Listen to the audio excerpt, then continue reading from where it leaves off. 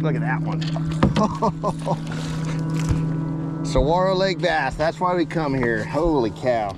Hey, what's up everybody? Welcome back to the channel. We're here bright and early at one of my favorite lakes here in Arizona, Saguaro Lake. You can see it behind me here. We're getting ready to launch the boat and hit the water. I'm gonna give you guys a full tour of the lake, the facilities, how to catch fish here, and how to enjoy the lake. So stay tuned guys, enjoy the video, and appreciate you all watching. Thanks.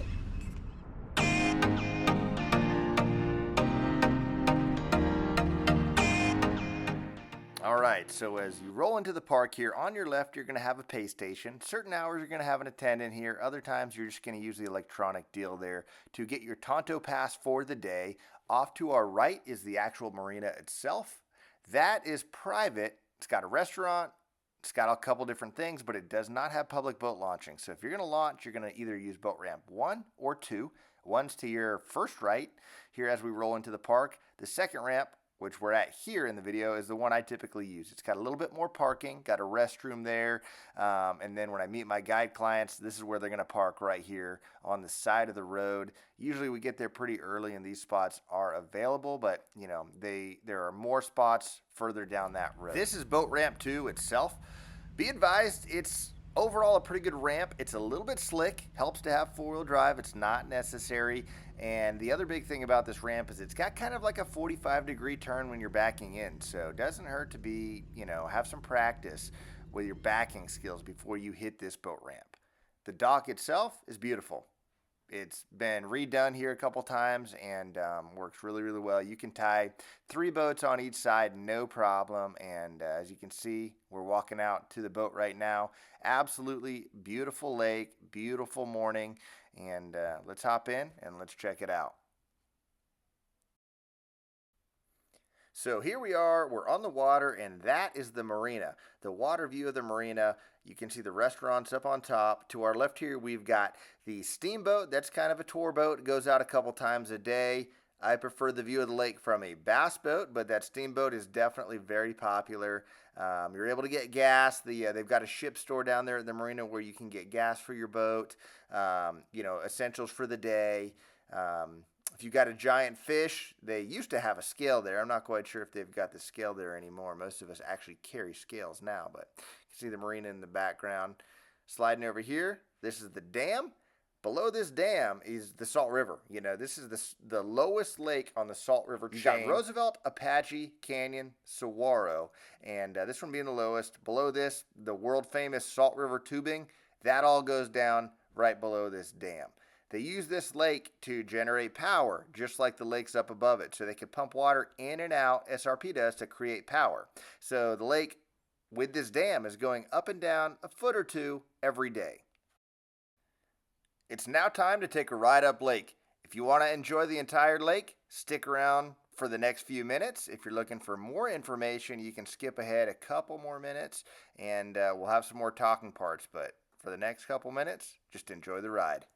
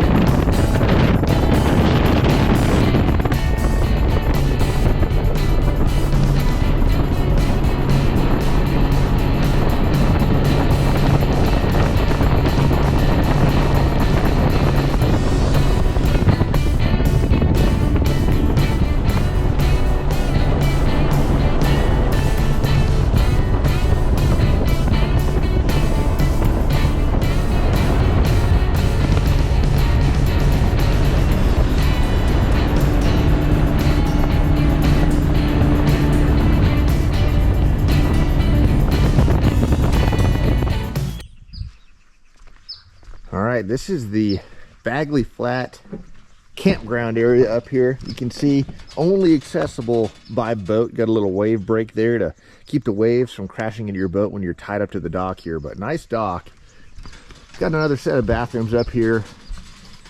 Not gonna win any awards for cleanliness, but it's a bathroom, and I've been happy it's been here a time or two over the years, that's for sure. See, we got some picnic tables. There it is right there.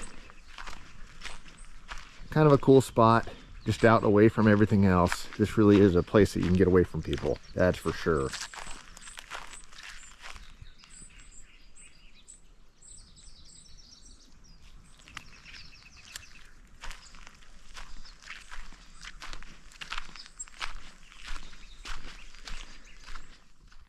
And here we go, we're trekking on up lake. We're headed into the river, what I consider the river, at least north of the no wake zone at the top end of the lake.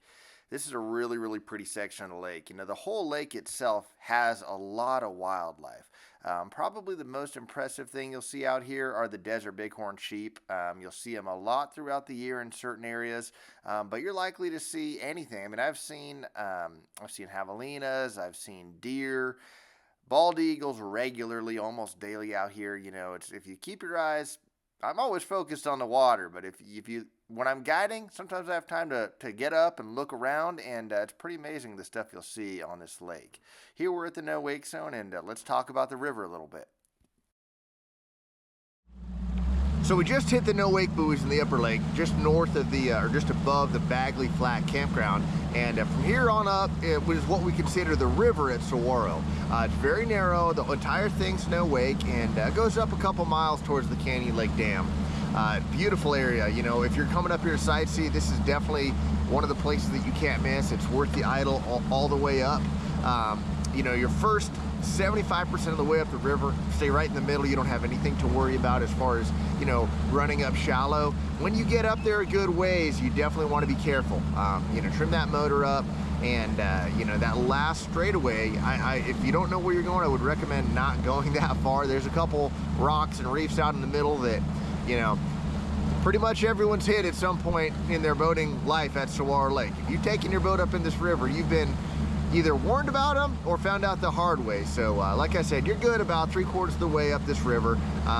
You know, just like Canyon, this lake is used for generating power. So the water level out here, it stays pretty consistently full, but it's relatively full. It'll come up and down anywhere from, you know, 0 to 2.5 feet within a day's time. Sometimes up and down throughout the course of the day. And that current really dictates a lot as far as the fishing goes. You know, when the current's moving, the fishing is usually better.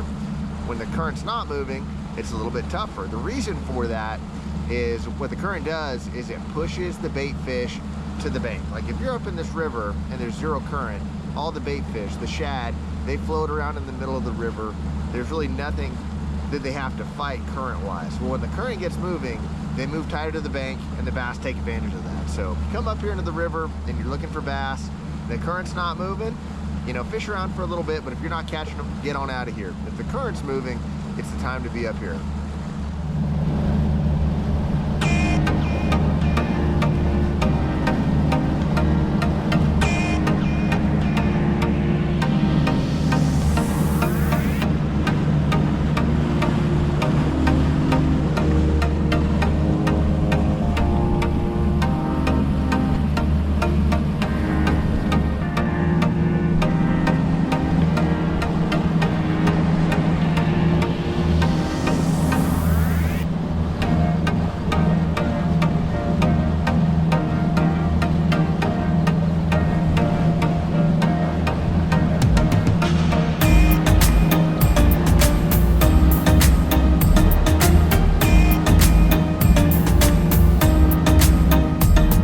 So we've made it to the 3/4 mark of the river that I was talking about here. I want to show you kind of where it's at. It's on the left-hand side.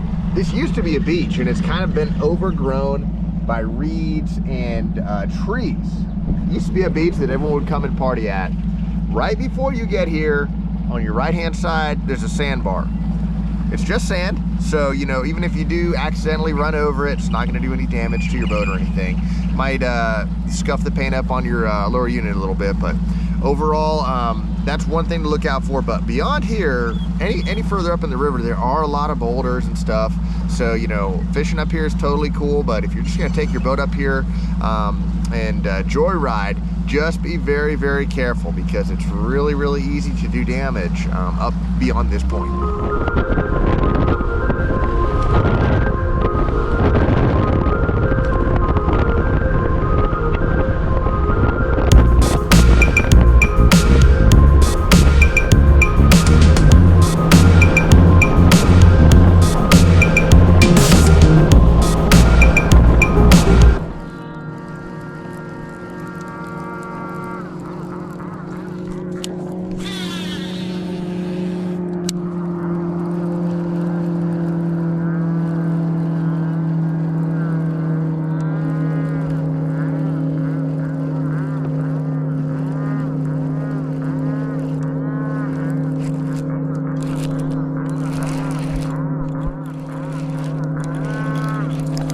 God, that's a good one.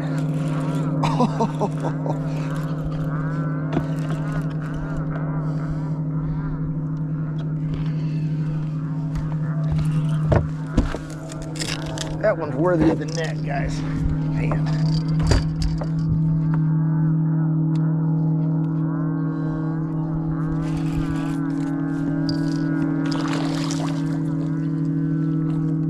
Look at that one. Saguaro Lake bass, that's why we come here. Holy cow. That right there's a Baggley Jack lipless crankbait, and literally probably my 5th cast after we drove around the lake. That'll play. Wow. All right. Beautiful fish right there. That's why we come here. That one was up in the grass. Just let it go. All right.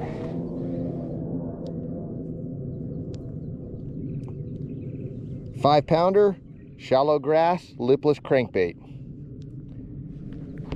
All right, let's get another one.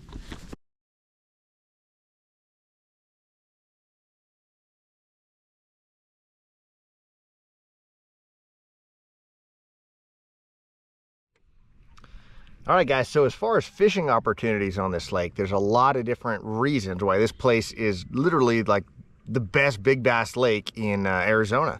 There are more big fish per acre in this lake than any other lake in Arizona, and I'd put it up against any lake in the country. Now, the fish can be tough to catch at times. They're Florida strain.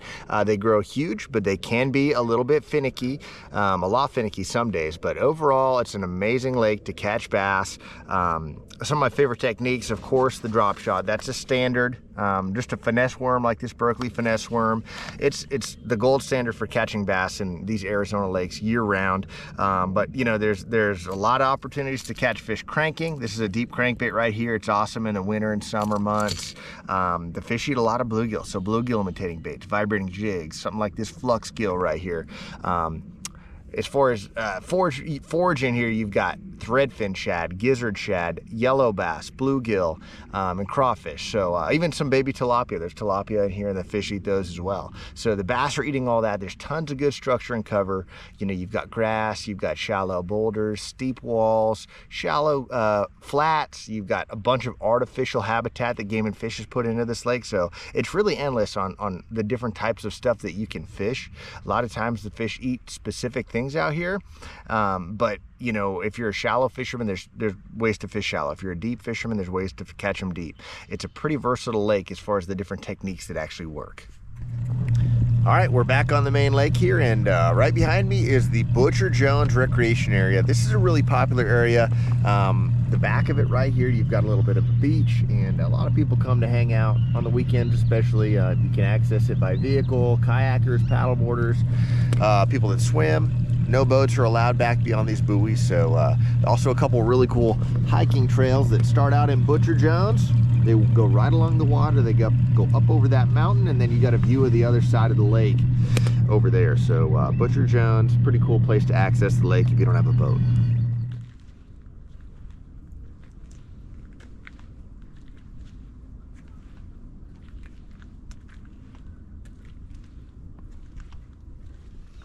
All right, guys, so that's it. That's your basic overview of Saguaro Lake. Appreciate you guys watching the video. I'm going to do several more coming up: Lake Pleasant, Bartlett. Eventually, we'll get over to the Colorado River. We'll do Meade, Havasu. There's all kinds. It's a whole new can of worms over there. So looking forward to doing those. Appreciate you guys subscribing to the channel, and we'll be back at you all soon. Thank you.